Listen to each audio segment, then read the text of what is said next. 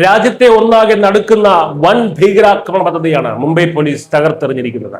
മുഹറം ദിനത്തിൽ ആയിരങ്ങളെ കൊന്നൊടുക്കുക എന്ന ലക്ഷ്യത്തോടെ ജനങ്ങൾക്കിടയിൽ വിഷം വിതരണം ചെയ്യാനെത്തിയ ഒരു കൊടും ഭീകരൻ പിടിയിലായിരിക്കുന്നു. കേവലം ഒരു അക്രമമല്ല, മറിച്ച് വിദേശത്തു നിന്നും ആസൂത്രണം ചെയ്തതാണെന്ന് സംശയിക്കപ്പെടുന്ന ഒരു വൻ കൂട്ടക്കൊലയാണ് മുംബൈ പോലീസിന്റെ സമയോചിതമായിട്ടുള്ള ഇടപെടലിലൂടെ ഒഴിവായത്. വിദേശ ബന്ധമുള്ള ഈ ഭീകരന്റെ ചോദ്യം ചെയ്യൽ തുടരുമ്പോൾ പുറത്തുവരുന്നത് രാജ്യത്തെ ഞെട്ടിക്കുന്ന വിവരങ്ങളാണ്.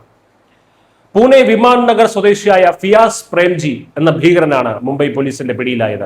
മുംബൈയിലെ ജെ ബൈക്കുള പ്രദേശങ്ങളിലൂടെ കടന്നുപോയ മുഹറം ഘോഷയാത്രയ്ക്കിടയിലാണ് ഇയാൾ ഭീകരകൃത്യം നടപ്പിലാക്കാൻ ശ്രമിച്ചത്.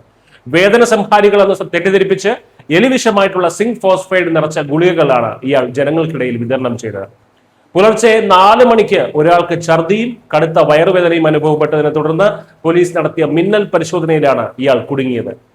പ്രതിയുടെ പക്കൽ നിന്നും വിതരണം ചെയ്യാൻ തയ്യാറാക്കി വച്ചിരുന്ന 14,900 വിഷ ക്യാപ്സൂളുകളാണ് പോലീസ് പിടിച്ചെടുത്തത്.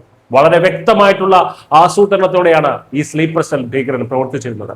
50 കിലോ സിങ്ക് ഫോസ്ഫൈഡ് വാങ്ങിയ ഇയാൾ ദിവസങ്ങളെടുത്താണ് ഗുളികകളിൽ ഈ വിഷം നിറച്ചത്.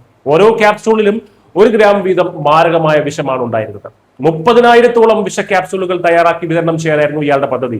എന്നാൽ ലക്ഷ്യത്തിലെത്തുന്നതിന് മുൻപ് തന്നെ പോലീസ് ഇയാളെ പിടികൂടുകയായിരുന്നു.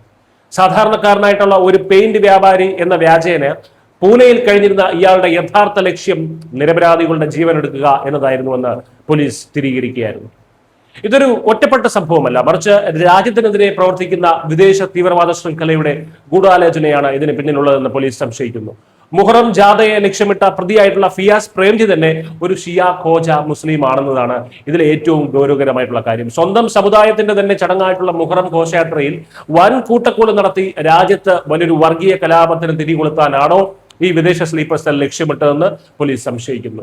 2019-നും 2025-നും ഇടയിൽ നിരവധി തവണയാണ് ഇയാൾ ഇറാനിലേക്കും ഇറാഖിലേക്കും യാത്ര ചെയ്തിട്ടുള്ളത്. കഴിഞ്ഞ 1 വർഷത്തിനിടെ മാത്രം 19 തവണ ഇയാൾ അങ്ങോട്ട് പോയി. അമ്മയും ഫിസിയോതെറാപ്പിസ്റ്റ് ആയിട്ടുള്ള സഹോദരിയും ഇറാനിലുണ്ടെന്നതാണ് ഈ യാത്രകൾക്കുള്ള മറയായി ഇയാൾ പറയുന്നത്. വിവാഹമോചിതനായിട്ടുള്ള ഇയാൾ വിദേശ മണ്ണിലെ ഈ കുടുംബ സന്ദർശനങ്ങളുടെ മറവിൽ ഭീകര പരിശീലനവും നിർദ്ദേശങ്ങളും സ്വീകരിക്കുകയായിരുന്നു എന്നാണ് രഹസ്യാന്വേഷണ ഏജൻസികൾ സംശയിക്കുന്നത്. മുംബൈ പോലീസിന്റെയും ഇന്റലിജൻസ് ഏജൻസികളുടെയും അങ്ങേയറ്റത്തെ ജാഗ്രത ഒന്നുകൊണ്ട് മാത്രമാണ് ആയിരക്കണക്കിന് നിരപരാധികളുടെ ജീവൻ നമുക്ക് രക്ഷിക്കാൻ സാധിച്ചത്.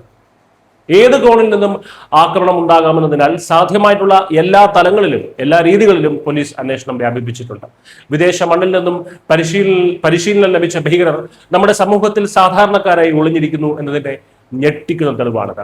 ഇതിന് പിന്നിലെ അന്താരാഷ്ട്ര ഭീകര ശൃംഖലയെക്കുറിച്ചുള്ള കൂടുതൽ വിവരങ്ങൾ ഉടൻ പുറത്തു വരുമ്പോൾ തന്നെ പ്രതീക്ഷിക്കാം.